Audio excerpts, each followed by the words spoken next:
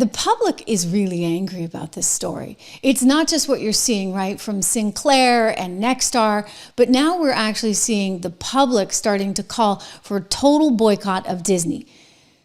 Now, we've seen this before. I mean, think about Bud Light, think about Target, and those companies really suffered. And they still haven't recovered, for goodness sakes, at either Target or at Bud Light. Cracker Barrel, great example there. We saw a big boycott push at Cracker Barrel, and what did they do? They brought back the logo, you know, so the guy, I guess he's the cracker who's sitting on the barrel, he's allowed to be on there again.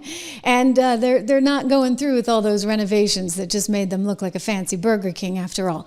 So that was a smart response. They listened to their audience or to their customers, and they responded in kind. It took Bud Light a whole lot longer to do that. And so the damage was done. And frankly, I mean, who needs Bud Light when you can have Coors Light? I mean, it was a very easily changeable thing. And so we saw that company really suffer the consequences. They're still not over it. So now what happens to Disney? Disney's a little different, right? Because there's only one Disney World, there's only one Disneyland. I would say it's not worth going anymore. There's probably it's not worth it. It's too expensive. There's long lines. It's just not worth it. As for Disney overall and the entertainment product they put out, I mean, I think even they've figured it out. They can't quite get it right. They can't get it right. They can't actually make a movie anymore, because they're so twisted with their wokeism. I mean, they try and do Snow White and the Seven Dwarfs, but you can't call them dwarfs. So why don't we just call them the Seven People? And they can be all different heights. And well, now the small people community is all upset because now they've just offended them. And the actors that are in that community were like, wait a second, we were waiting for this movie gig our whole lives, and now you're taking away from us. Well, now Americans are increasingly saying, we don't need Disney. We don't want Disney. Let's boycott Disney. Okay, so let me go to this. Let me show you what we've got on the screen. They're saying, it's affiliated with ABC. Yes, Disney owns ABC, okay? So boycott alert. Disney ABC just caved and pulled Jimmy Kimmel for political reasons. Nexstar, which owns the CW and 200 plus local ABC, NBC, CBS, and Fox stations, is part of the same machine. Boycott Disney. Now, I'm not sure if this person is actually on the left or the right. Like, I actually think they got a real problem here, because I think people on the left are furious with Disney. They're going to say, oh, you caved. How could you? You know what? How dare you do this? And so they're mad. And consequently, if they're mad, they're going to say, we're going to boycott Disney. And you get those of us on the right that are saying, well, they can't make a good product. They're so obsessed with wokeism and DEI in all of their movies right now that it's really kind of not worth going and watching. And thus, we're boycotting them. I told you guys about Halloween a few years ago. I've showed you the pictures. Gosh, maybe I should show them again. I went looking for, my son likes to run. And you remember that show, The Incredibles, where one of the superpowers was running and he really liked that character, Dash? Yeah, well, Disney, makes the costume, right? Disney is where you need to go to buy the costume. And so I was trying to find a costume for my son. And I went, let's see, this was just a couple years ago. Unbelievable. Take a look at this. Boys' costumes. I'm on my computer looking for a boys' costume on Disney. And what is the first thing that comes up? You tell me. The Belle costume for kids. I'm looking under boys' costumes, mind you. And I get the Aladdin princess thing. Everything's a princess. And I at this point, I'm getting kind of confused. I'm like, what are you guys trying to do here? Well, I think we know what they were trying to do. We know exactly what they were trying to do. And this is Disney's entire problem, right? This was under the old Bob. Now we get Bob 2.0. He's actually the original Bob that's come back into the job. But there was a real effort to wokeify this company. And people were speaking out, and now you're seeing this boycott. I mean, it was crazy to me. It was totally crazy. Oh, here's another picture, guys. Let me show you this one. Look at this. I'm like, okay, these are boys' costumes. I underlined that in red for you. Boys' costumes. Yeah, I got to show this to Brandon because he's doing an investigation into some of their practices on the DEI front that would be, I think, of interest to him to know this. The first thing you find when you go to boys' costumes are all these princess costumes. I think I had to go to girls' costumes to find the costume for the boy is the Dash costume in The Incredibles. So they had an agenda. They were pushing this agenda nonstop, and they consequently wound up firing some people that didn't agree with their agenda. I mean, remember what happened when Gina Carano wouldn't go along with their pronoun nonsense?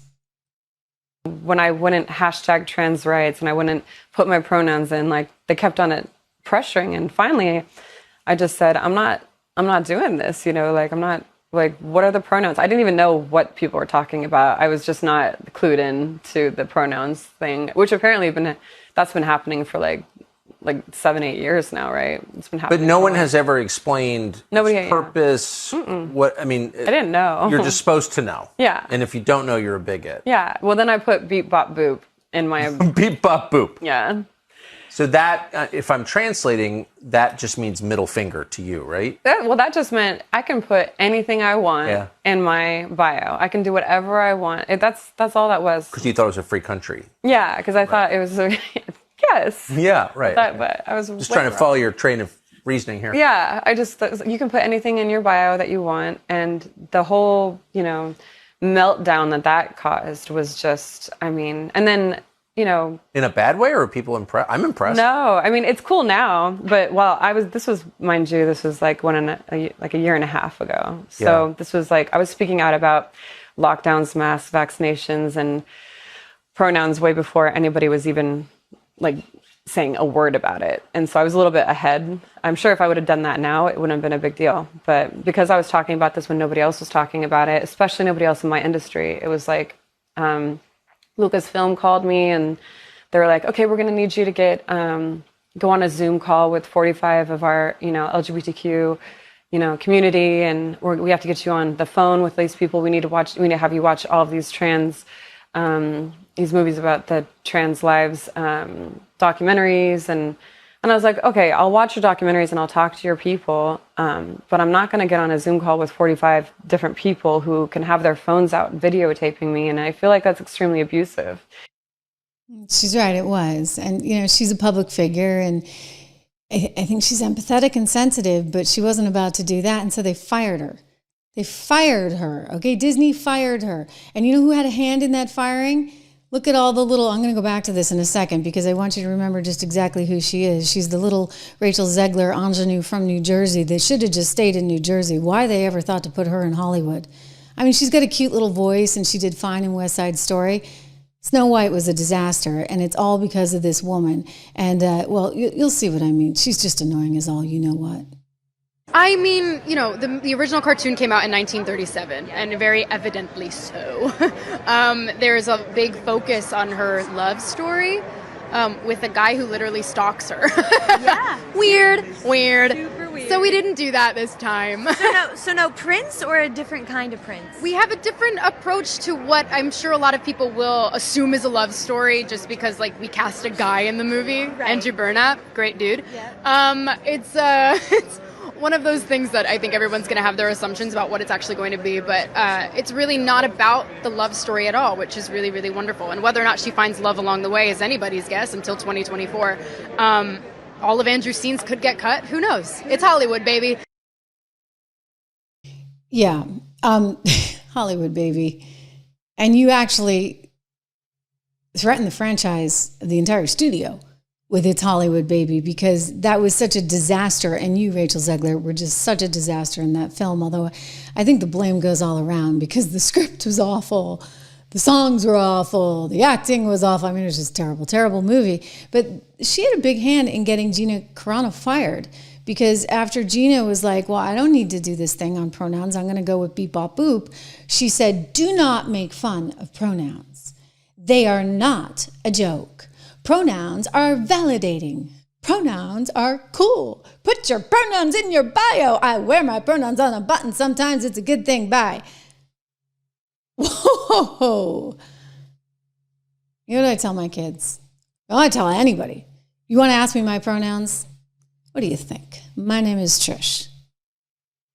Okay? And I look like this. I think it's obvious what my pronouns are. And if you have to ask, then, you know, there's something wrong with you.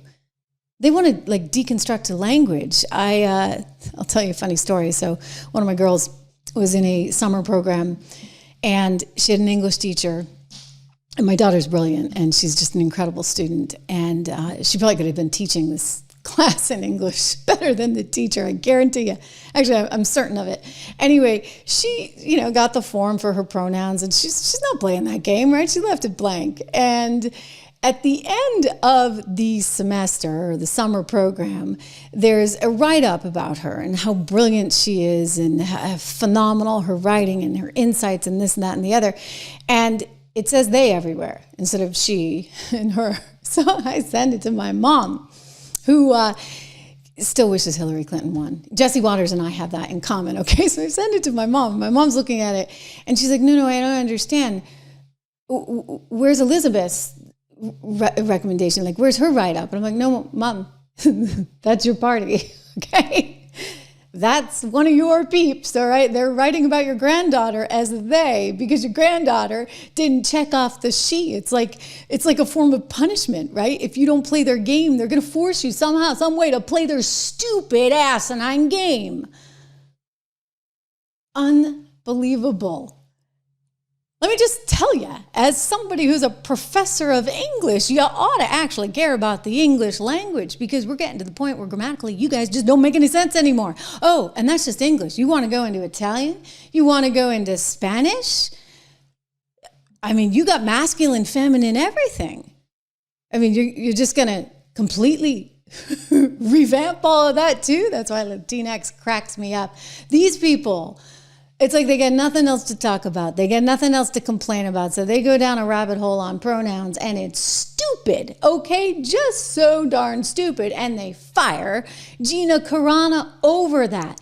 Crazy. Well, Zegler got her comeuppance, right? Zegler got what she deserved in the end, because I don't think she's going to really be able to work in Hollywood anymore. She's such a train wreck and did a horrible job. I mean, how could you ruin Snow White? Somehow she managed to. It's like they just don't get it, okay? Like Disney, you're a company, you're a business. You can't have Jimmy Kimmel on the air saying horrible things about Charlie Kirk before he's even dead and buried. I mean, he's dead. He's not buried. We're having the funeral on Sunday. Don't forget. And the country's grieving. This morning I was driving my kids to school. And you know that song by Don McLean, Bye Bye, Miss America Pie? And it talks about the widowed bride. And I just started bawling. Like, I have my sunglasses on. I'm like, okay, I got to get through this, right? Because I got to get them to school. But I started crying again because I feel so terrible for the country and so terrible, obviously, for Charlie. And I feel privileged to have known him and to have been one of the first people to put him on TV. I feel terrible for his family, for his children that will never get to know him, for his wife and the love that they had and what could have been, and for this movement. And the song got to me. Most of the lyrics in the song don't really make much sense, but the beginning and talking about the widowed bride, and you think back to what happened with JFK and how the country was back then, and I think about what's going on now, and we're in a tough spot. But this is what, as a normal human being, you should ought to understand. This is what Jimmy Kimmel should have gotten, right? Like, you don't have to be a rocket scientist to understand that the country's in a very fragile state. And people don't want to hear you trash Charlie right now, okay? And they certainly don't want misinformation about Charlie out there. So Jimmy Kimmel, you could have acted better, and your entire production team around you that is run by Disney, they could have acted a whole lot better. And for the left to try and say this is about the president muzzling free speech, give me a break. It has nothing to do with that. And entirely to do with FCC rules and regulations. And you know what? If you want to say that kind of stuff, Jimmy, then come compete against me, okay? Over here on YouTube. We'll see how well you do. Go over to MSNBC. It's a sinking ship if I ever saw one, right? That's where you get to do all your CRAP, because nobody wants it on network television. There are boycott calls on all sides now. Disney, you're in a very, very bad spot. But you know what? It's your own doing, for goodness sakes. Bob Iger, you know what? Grow a pair. For goodness sakes, you should have had the decency, the common sense to get a handle on this before it became too crazy. I'll tell you, this guy got a break.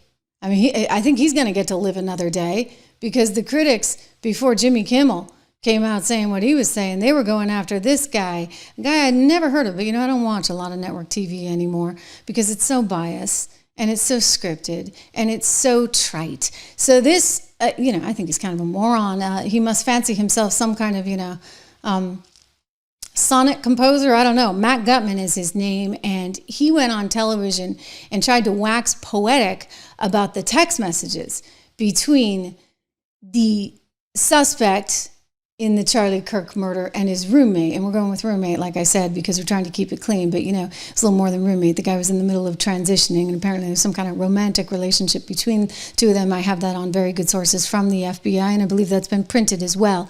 Anyway, my FBI sources tell me this guy's not out of the woods, the roommate. But you look at this text exchange. I am still okay, my love, but I am stuck in Orem for a while. My love, my love. Oh, I am sorry. I thought they caught the person. You weren't the one who did it, right? I am. I'm sorry. Full confession there, which is a little weird for a kid who's like a 4.0. And had like a 36 on the ACT, the equivalent of 1500, 1550. In SAT land, I mean, he was smart, right? Why would you be sending this on Discord? I wonder. So they've got all of this stuff. And, the roommate's like, how long have you been planning this? And the guy says, a bit over a week. I can get close to it, but there's a squad car, blah, blah, blah, blah, blah, blah. So he's going on. He said, in some cases, there's violence. Here, let me get you that quote. It was pretty gross what he said. I mean, this is gross, disgusting. And I'm not even talking about the romantic part, whatever you think of that. Let's just talk about the fact that he killed another human being. Because he feels like, in some cases that there is a reason for violence. He must have been listening to the Oxford Union debater guy who said sometimes you need violence to destroy these institutions. At some point, he said he just couldn't take it anymore, and he felt like this was the appropriate move. Again, somehow the justification, right, of this violence. It's pretty sick stuff. And yet this ABC reporter gets there on TV and says, what? Excuse me? Here we go, Mr. Matt Gutman. We have seen an alleged murder with such specific text messages about the alleged murder weapon, where it was hidden, how it was placed, what was on it, but also it was very touching in a way that I think many of us didn't expect. A very intimate portrait into this relationship between the suspect's roommate and the suspect himself, with him repeatedly calling his roommate who is transitioning calling him my love. And I wonder, was he hard up for content? Were they trying to fill time there on ABC and they didn't know what else to talk about? I mean, he thinks he's going to dissect this as though it's some kind of English paper. This is gross stuff, okay? This is gross stuff, and yet he calls it touching. Protect you, my love. So it was this duality of someone who the attorney said not only jeopardized the life of Charlie Kirk and the crowd, but was doing it in front of children, which is one of the aggravating circumstances of this case. And on the other hand, he was, speaking so lovingly about his partner. So a very interesting and, as Pierre said, riveting press conference, David. It was tough. Oh, it was. Did you also hear he said jeopardizing the life of Charlie Kirk? How about killing, murdering, assassinating Charlie Kirk, whose only goal in life was to encourage honest dialogue, civil debate, to have a nonviolent conversation about all the different things you can think, and maybe try and convince some people to come around to his point of view. I mean, the public is disgusted with ABC at this point. This guy gets out there. He's trying to, do some damage control. Yesterday, I tried to underscore the jarring contrast between this cold-blooded assassination of Charlie Kirk, a man who dedicated his life to public dialogue. Smart of you, right? You see what's happening to Jimmy. And the personal disturbing text read out loud by Utah County attorney at the press conference. I deeply regret that my words did not make that clear. But let there be zero doubt here. I unequivocally condemn this horrific crime and the pain it caused Charlie Kirk's family, those who were forced to witness it at UVU, and the millions of people that he inspired. Okay, good. I'm glad you apologized. I'm not so sure it's enough, though. And I think the reason it's not enough is that we're all sitting there going, hey, you know what, Disney, you got a problem. Hey, Disney, we're sick of you firing people like Gina Carano because she doesn't want to go along with your woke insanity. We're sick of, people firing, Tucker Carlson even because he tried to present a different point of view. Although I'll tell you this, he wasn't on network television. We're sick of people trying to cancel Trish Regan because Trish Regan had actually the common sense to say maybe we should step back here and not shut down the country in a national shutdown right now. I mean, you look around the world at other countries that did things differently. Sweden comes to mind, right? Where the elderly stayed in and the young and healthy still went about their business because you can't just shut everything down. Anyway, I digress. That was a long time ago and it all worked out for the best because I'll tell you, I wouldn't trade my position in the world ever. What I'm able to do over here with you guys is actually pretty darn incredible and exciting and very, very, very rewarding. But I would say that there's a lot of cancel culture out there and it's flourished on the other side. And now they have the audacity, really and truly the audacity to come back and say that this is a free speech thing. No, it's not. You can't just get on network television, even as a comedian, and lie like that. I would also note that that was actually kind of a serious speech that he was giving at the time. And so things have to change, all right? They just have to change. And they're going to make this their thing, okay? Here's one of the MSNBC people going on and on about it. They don't get it. They just don't get it. They don't understand the distinction between network television and cable television. Here we go. This is some guy, Camus or something. Camus Bell, do I have that right? Here we go. Okay. But what are some of your general thoughts about what this means for your profession? So let's be clear that the stand-up comedy as we all understand it, the modern era stand-up comedy only existed in America because of free speech. It was invented here, stand-up comedy the way the world understands it, grew up in America because of freedom of speech. And then the early comedians in the modern era, Lenny Bruce, George Carlin, Richard Pryor, Dick Gregory, fought the battles, some of whom got arrested. Lenny Bruce got arrested in San Francisco over fighting the battle for being a stand-up comedian who's free to say what you want to say. So if we are the powers that be, Trump and the Trumpettes, have decided that comedians can't say what they want to say anymore, they're fundamentally redefining America as a place that I don't want to live. Forget want to be a comedian, but it's not, that's a fundamental right. I work for the ACLU too, so it's a fundamental right that if this country does not have free speech, we're not America.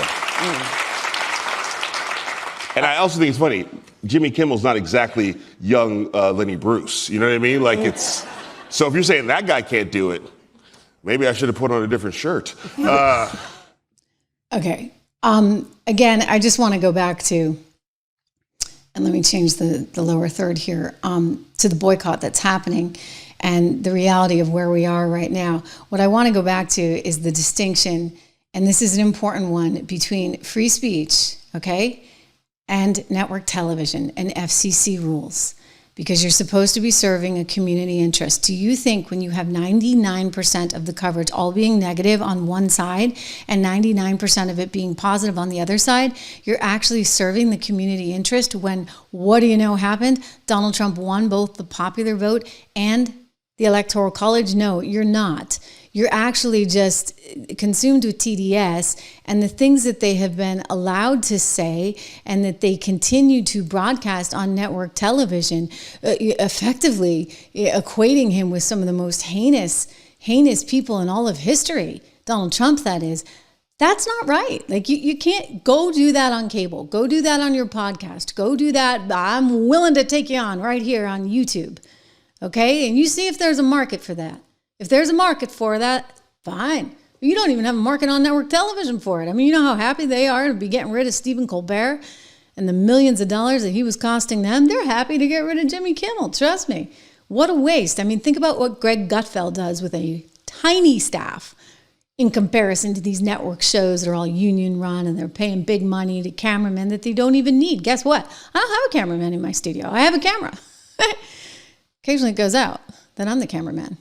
And I have to wait for you guys. I mean, look, I'm not saying that, that's the ideal. Trust me. But it's amazing what you can do, frankly, with very, very little. And that is because the world is changing.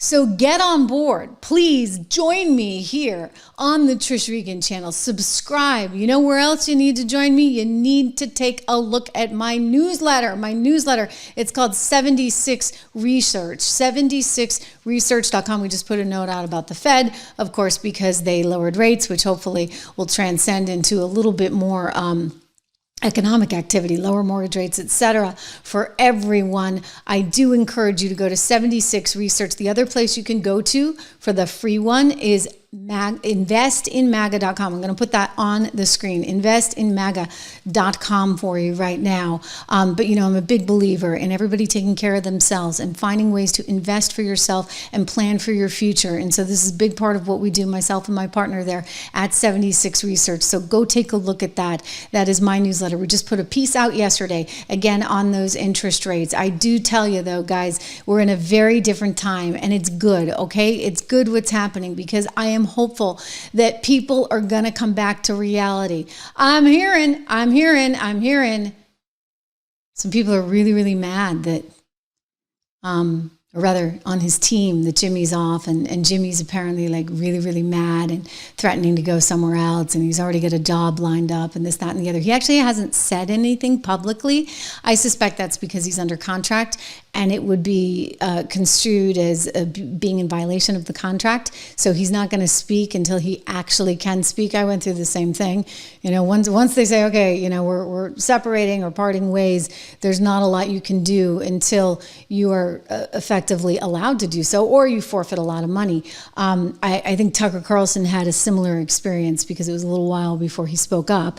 I'll tell you this, I didn't come to any settlement. I wasn't willing to take a single dime from anyone to be shut up about anything. So I can speak freely, and I do speak freely about everything I went through. I think it's an important sort of lesson for the future. If a young person came to me today and said, I want to go into journalism, I want to go into TV, I would say, forget the networks, forget cable television. You come straight here. You go straight to YouTube. You do a podcast. You go to new media. Streaming is where it's at. You will be happier.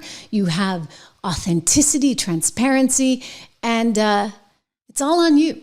If you're good enough, if you work hard enough, you'll make it. This is a little bit more of a meritocracy, dare I say. Anyway, thank you for being here, everyone, and being part of this channel. We will continue the conversation again tomorrow. I know, no love lost. You're happy to see him go. Me too.